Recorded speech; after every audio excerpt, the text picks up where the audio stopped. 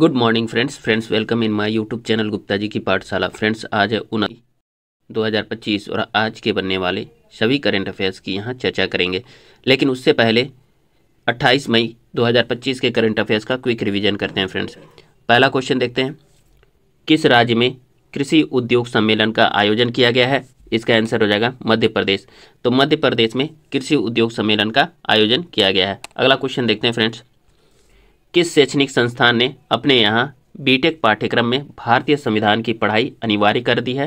तो इसका आंसर हो जाएगा MNNIT प्रयागराज, यानी कि Motilal Nehru national institute of technology Prayagraj में जो है बीटेक पाठ्यक्रम में भारतीय संविधान की पढ़ाई को अनिवार्य कर दिया है। अगला क्वेश्चन है फ्रेंड्स, भारत के किदाम्बी श्रीकांत ने हाल ही में आयोजित मलेशिया मास्टर्स बैडमिंटन टूर्नामेंट में कौन सा स्थान प्राप्त किया है? तो इसका आंसर हो जाएगा दूसरा, यानी कि उपविजेता रहे। तो भारत के किदाम्बी श्रीकांत ने हाल ही में आयोजित मलेशिया मास्टर्स बैडमिंटन टूर्नामेंट में उपविजेता रहे हैं। अगला क्वेश्चन देखते हैं फ्रेंड्स, हाल ही में पंचायत उन्नति सूचकांक के कौन से संस्करण पर राष्ट्रीय लेखन कार्यशाला का आयोजन नई दिल्ली में किया गया है? तो इसका आंसर हो जाएगा दूसरे। तो हाल ही में पंचायत उन्नति सूचकांक के दूसरे संस्करण पर राष्ट्रीय लेखन कार्यशाला का आयोजन नई दिल्ली में किया गया है। अगला क्वेश्चन देखते हैं फ्रेंड्स, हाल ही में आयोजित मोनाको ग्रैंड प्रिक्स 2025 का खिताब किसने जीता है? तो इसका आंसर हो जाएगा लैंडो नॉरिस ने। तो हाल ही में लैंडो नॉरिस ने मोनाको ग्रैंड प्रिक्स 2025 का खिताब जीत लिया है। अगला क्वेश्चन देखते हैं फ्रेंड्स, नेक्स्ट क्वेश्चन, दीव में आयोजित पहले खेलो इंडिया बीच गेम्स में पहला स्थान किसे प्राप्त हुआ है? तो इसका आंसर हो जाएगा मणिपुर। तो हाल ही में दीव में आयोजित पहले खेलो इंडिया बीच गेम्स में पहला स्थान जो है मणिपुर को प्राप्त हुआ है। दूसरा स्थान महाराष्ट्र का था, तीसरा नागालैंड का था। फ्रेंड्स अगला क्वेश्चन देखते हैं, हाल ही में गुयाना का 59वां स्वतंत्रता दिवस किस दिन मनाया गया है? तो इसका आंसर हो जाएगा 26 मई। तो 26 मई को गुयाना का 59वां स्वतंत्रता दिवस मनाया गया, जिसमें भारतीय प्रतिनिधिमंडल जो है शशि थरूर की अध्यक्षता में शामिल हुए थे ऑपरेशन सिंदूर को लेकर के। ठीक है, चलिए फ्रेंड्स अगला क्वेश्चन है, हाल ही में किसने भारत के पहले इलेक्ट्रिक मोटर चालित सेमी क्रायोजेनिक इंजन को सफलतापूर्वक लॉन्च किया है? तो इसका आंसर हो जाएगा अग्निकुल कॉस्मोस। तो हाल ही में भारत के पहले इलेक्ट्रिक मोटर चालित सेमी क्रायोजेनिक इंजन को जो है सफलतापूर्वक लॉन्च किया गया है अग्निकुल कॉस्मोस के नाम से। अगला क्वेश्चन देखते हैं फ्रेंड्स, किस देश में 15वीं ब्रिक्स व्यापार मंत्रियों की बैठक आयोजित की गई है? तो इसका आंसर हो जाएगा ब्राजील। तो ब्राजील में 15वीं ब्रिक्स व्यापार मंत्रियों की बैठक आयोजित की गई है। अगला क्वेश्चन देखते हैं फ्रेंड्स, हाल ही में कर्नाटक और गुजरात के बाद अंतरिक्ष औद्योगिक नीति को मंजूरी देने वाला तीसरा राज्य कौन सा है? तो इसका आंसर हो जाएगा तमिलनाडु। तो तमिलनाडु जो है कर्नाटक और गुजरात के बाद अंतरिक्ष औद्योगिक नीति को मंजूरी देने वाला तीसरा राज्य बन गया है। अगला क्वेश्चन देखते हैं फ्रेंड्स, खबरों में रहा मिनटमैन 3 अंतर महाद्वीपीय बैलिस्टिक मिसाइल यानी कि ICBM किस देश द्वारा विकसित की गई थी? तो इसका आंसर हो जाएगा फ्रेंड्स संयुक्त राज्य अमेरिका, यानी यूनाइटेड स्टेट ऑफ अमेरिका। तो खबरों में रहा मिनटमैन 3 अंतर महाद्वीपीय बैलिस्टिक मिसाइल यानी कि ICBM संयुक्त राज्य अमेरिका के द्वारा विकसित की गई थी। चलिए फ्रेंड्स अगला क्वेश्चन देखते हैं, 46वें दक्षिण पूर्व एशियाई राष्ट्र संगठन यानी आसियान शिखर सम्मेलन 2025 का मेजबान कौन सा देश है? तो इसका आंसर हो जाएगा मलेशिया। तो आसियान शिखर सम्मेलन 2025 की मेजबानी मलेशिया ने किया है। अगला क्वेश्चन देखते हैं फ्रेंड्स, हाल ही में भारत पूर्वानुमान प्रणाली किस संस्थान द्वारा विकसित की गई है? तो इसका आंसर हो जाएगा भारतीय उष्णकटिबंधीय मौसम विज्ञान संस्थान यानी कि IITM पुणे के द्वारा। तो हाल ही में जो है भारत पूर्वानुमान प्रणाली जो है भारतीय उष्णकटिबंधीय मौसम विज्ञान संस्थान पुणे के द्वारा विकसित की गई है, जो सबसे अधिक रिजोल्यूशन वाली मौसम पूर्वानुमान प्रणाली है। फ्रेंड्स अगला क्वेश्चन देखते हैं, हाल ही में मोनाको ग्रां-प्री में फार्मूला 2 स्प्रिंट रेस जीतने वाले पहले भारतीय बनने वाले व्यक्ति कौन है? तो इसका आंसर हो जाएगा कुसमैनी। तो हाल ही में मोनाको ग्रां-प्री में फार्मूला 2 स्प्रिंट रेस जीतने वाले पहले भारतीय जो है कुसमैनी बन गए हैं। अगला क्वेश्चन देखते हैं फ्रेंड्स, फ्रेंच ओपन के इतिहास में 14वीं बार खिताब जीतने वाले किस खिलाड़ी को पेरिस में कोर्ट फिलिप चेट्रियर पर भावुक विदाई दी गई है? तो इसका आंसर हो जाएगा राफेल नडाल को। तो हाल ही में राफेल नडाल को फ्रेंच ओपन के इतिहास में 14 बार खिताब जीतने के लिए पेरिस में कोर्ट फिलिप चेट्रियर पर भावुक विदाई दी गई है। चलिए फ्रेंड्स अगला क्वेश्चन देखते हैं, हाल ही में किस देश की खुफिया संगठन यानी कि MSS को दुनिया की सबसे बड़ी एवं सबसे सक्रिय खुफिया एजेंसी बताया गया है? तो इसका आंसर हो जाएगा चीन। चीन इसका आंसर हो जाएगा फ्रेंड्स। तो हाल ही में चीन की खुफिया संगठन MSS को दुनिया की सबसे बड़ी एवं सबसे सक्रिय खुफिया एजेंसी बताया गया है, जिसने मोसाद को भी फेल कर दिया है। अब देखिए MSS का पूरा नाम है friends ministry of state security, ध्यान रखिएगा फ्रेंड्स। चलिए फ्रेंड्स, अब आज के करंट अफेयर्स की चर्चा करते हैं। पहला क्वेश्चन देखते हैं, हाल ही में किस महानगर में हुई बरसात ने मई माह में होने के बरसात का 107 साल का रिकॉर्ड तोड़ दिया है? तो इसका आंसर हो जाएगा फ्रेंड्स सी मुंबई। तो हाल ही में मुंबई महानगर में हुई बरसात ने मई माह में बरसात के होने का 107 साल का रिकॉर्ड तोड़ दिया है। चलिए डिटेल्स देख लेते हैं फ्रेंड्स। देखिए इस वर्ष जो है दक्षिण पश्चिमी मानसून सामान्य समय से 16 दिन पहले ही मुंबई में प्रवेश कर गया। इतनी बारिश पिछले 50 वर्षों में नहीं देखी गई थी। मुंबई में भारी बारिश से हालत बिगड़ते जा रहे हैं। ठीक है, मानसून ने 75 साल में सबसे जल्दी शहर में दस्तक दे दी है। ठीक है, मई महीने में हुई बारिश ने शहर का 107 साल का रिकॉर्ड तोड़ दिया है। अब देखिए इससे पहले दक्षिण पश्चिमी मानसून मई 1918 में 279.4 मिलीमीटर बारिश हुई थी। भारी बारिश के बाद मुंबई के निचले इलाके जलमग्न हो गए। वर्ली में भूमिगत मेट्रो स्टेशन पर पानी भरने से सेवाएं भी बंद करनी पड़ी थी। चलिए फ्रेंड्स, अगला क्वेश्चन देखते हैं। रूस के राष्ट्रपति व्लादिमीर पुतिन को नाइस जेंटलमैन बताने वाले किस नेता ने अब उन्हें सनकी करार दिया है? तो इसका आंसर हो जाएगा फ्रेंड्स सी डोनाल्ड ट्रंप। तो रूस के राष्ट्रपति व्लादिमीर पुतिन को नाइस जेंटलमैन बताने वाले डोनाल्ड ट्रंप ने अब उन्हें सनकी करार दिया है। डिटेल्स देख लेते हैं फ्रेंड्स। देखिए रूस द्वारा यूक्रेन पर लगातार हमले करने के कारण अमेरिकी राष्ट्रपति डोनाल्ड ट्रंप ने 26 मई को उन्हें सनकी कहा। चलिए फ्रेंड्स, अगला क्वेश्चन देखते हैं। हाल ही में पोप लियो 14वें ने स्वयं को क्या घोषित किया है?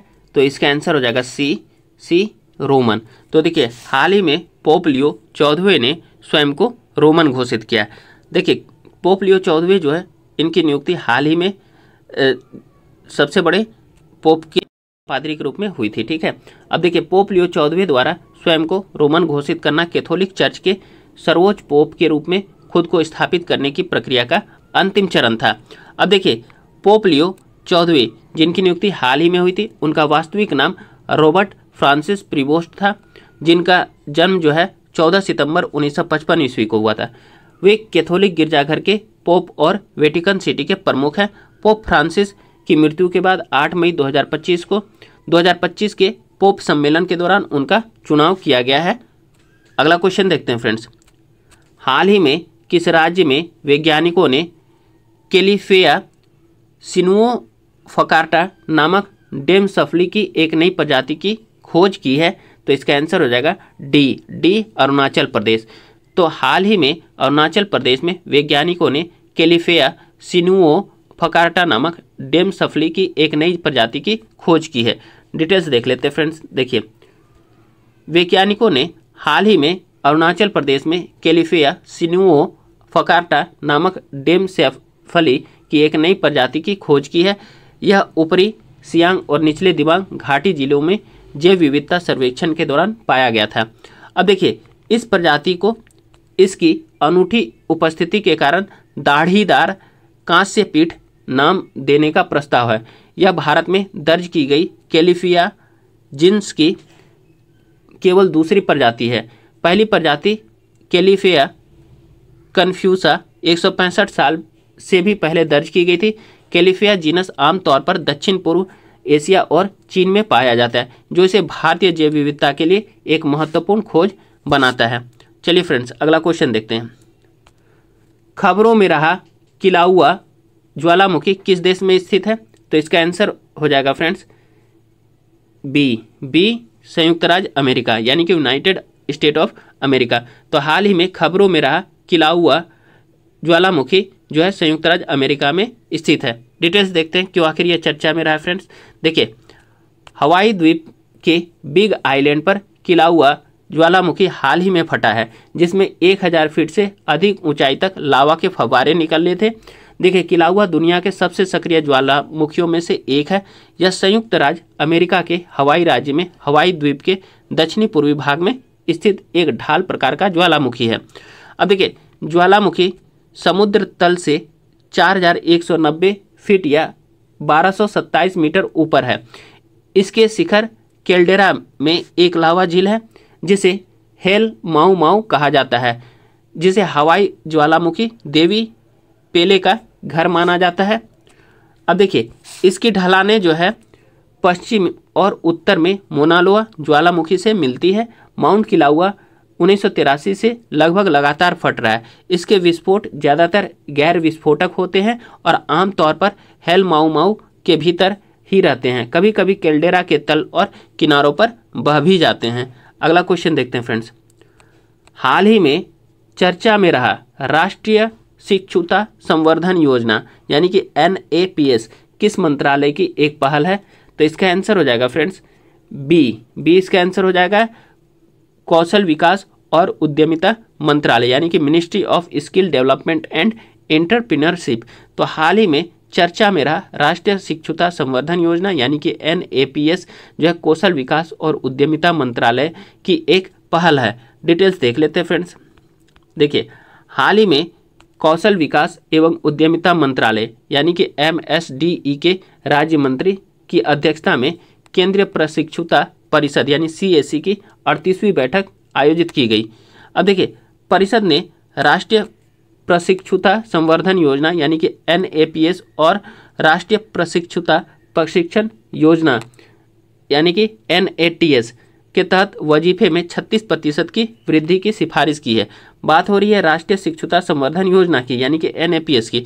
तो देखते हैं फ्रेंड्स इसके बारे में। देखिए, यह योजना भारत सरकार के द्वारा 19 अगस्त 2016 को शुरू की गई थी। यह योजना प्रशिक्षुता कार्यक्रम चलाने वाले प्रतिष्ठानों को वित्तीय सहायता प्रदान करती है। यह देश भर में प्रशिक्षुता प्रशिक्षण को बढ़ावा देने के लिए कौशल विकास एवं उद्यमिता मंत्रालय द्वारा की गई एक पहल है। अगला क्वेश्चन देखते हैं फ्रेंड्स। ज्योतिरादित्य एम सिंधिया द्वारा घोषित 9वें इंडिया मोबाइल कांग्रेस 2025 का विषय क्या है? तो इसका आंसर हो जाएगा फ्रेंड्स ए इसका आंसर हो जाएगा। ठीक है, परिवर्तन के लिए नवाचार यानी इनोवेट टू ट्रांसफॉर्म। तो देखिए, ज्योतिरादित्य एम सिंधिया द्वारा घोषित 9वें इंडिया मोबाइल कांग्रेस 2025 का विषय परिवर्तन के लिए नवाचार या इनोवेट टू ट्रांसफॉर्म रखा गया है। ट्रांसफॉर्म, इनोवेट टू ट्रांसफॉर्म याद रखिएगा। देखिए, डिटेल्स देखते हैं फ्रेंड्स। देखिए, हाल ही में संचार और पूर्वोत्तर क्षेत्र विकास मंत्री श्री ज्योतिरादित्य एम सिंधिया ने इंडिया मोबाइल कांग्रेस यानी कि IMC 2025 के 9वें संस्करण के लिए इनोवेट टू ट्रांसफॉर्म थीम का अनावरण किया है। अब देखिए, इंडिया मोबाइल कांग्रेस 2025 का आयोजन 8 से लेकर के 11 अक्टूबर 2025 तक यशोभूमि कन्वेंशन सेंटर नई दिल्ली में किया जाएगा।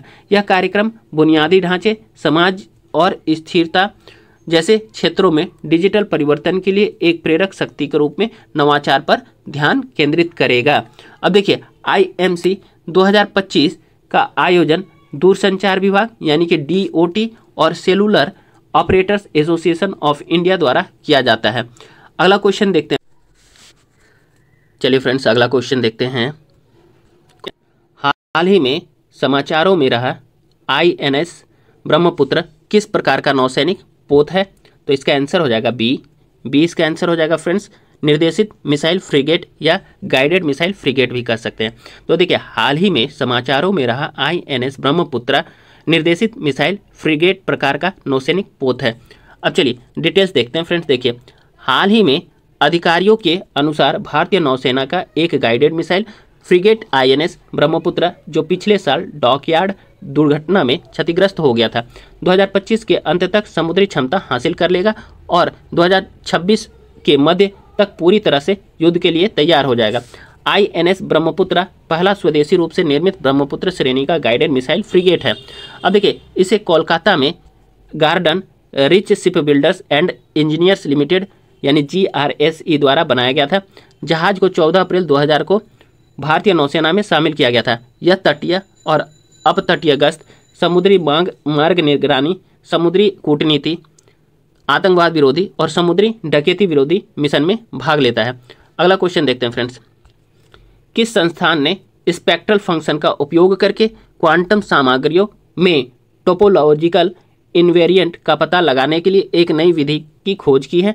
तो इसका आंसर हो जाएगा फ्रेंड्स, इसका आंसर हो जाएगा डी हो जाएगा फ्रेंड्स, रमन अनुसंधान संस्थान बेंगलुरु। तो रमन अनुसंधान बेंगलुरु ने स्पेक्ट्रल फंक्शन का उपयोग करके क्वांटम सामग्रियों में टोपोलॉजिकल इन्वेरिएंट का पता लगाने के लिए एक नई विधि की खोज की है। डिटेल्स देख लेते हैं फ्रेंड्स। देखिए, विज्ञान और प्रौद्योगिकी विभाग के तहत रमन रिसर्च इंस्टीट्यूट बेंगलुरु के वैज्ञानिकों ने स्पेक्ट्रल फंक्शन का उपयोग करके क्वांटम सामग्रियों में टोपोलॉजिकल इन्वेरिएंट का पता लगाने के लिए एक नई विधि की खोज की है।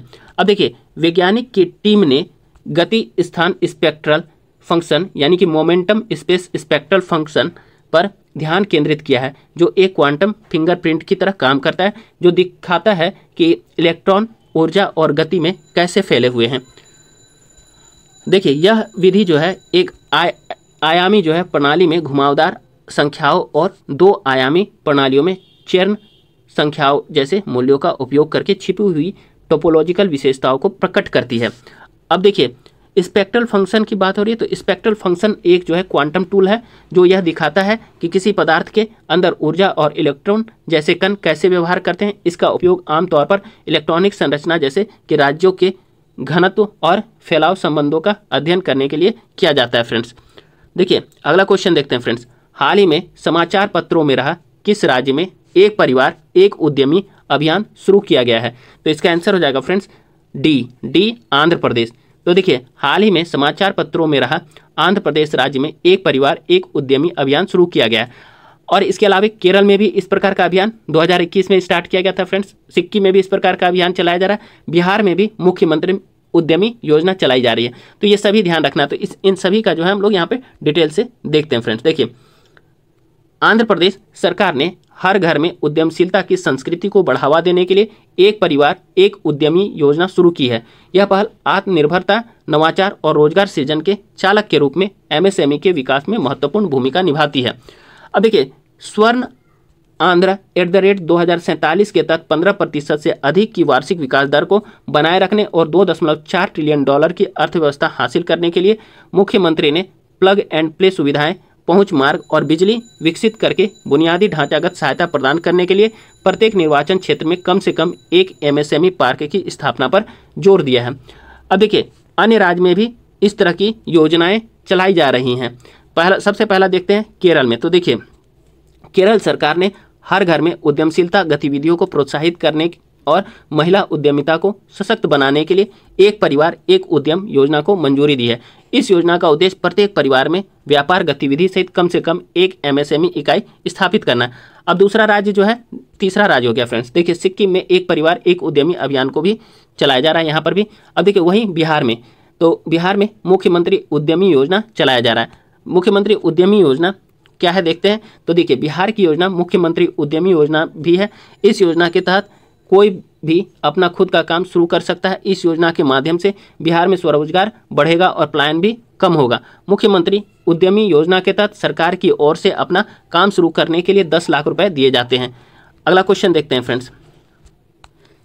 कौन सा राज्य हाल ही में 100% विद्युतीकृत रेल नेटवर्क वाला राज्य बन गया है? तो इसका आंसर हो जाएगा फ्रेंड्स सी गुजरात। तो देखिए, हाल ही में गुजरात जो है 100% विद्युतीकृत रेल नेटवर्क वाला राज्य बन गया है।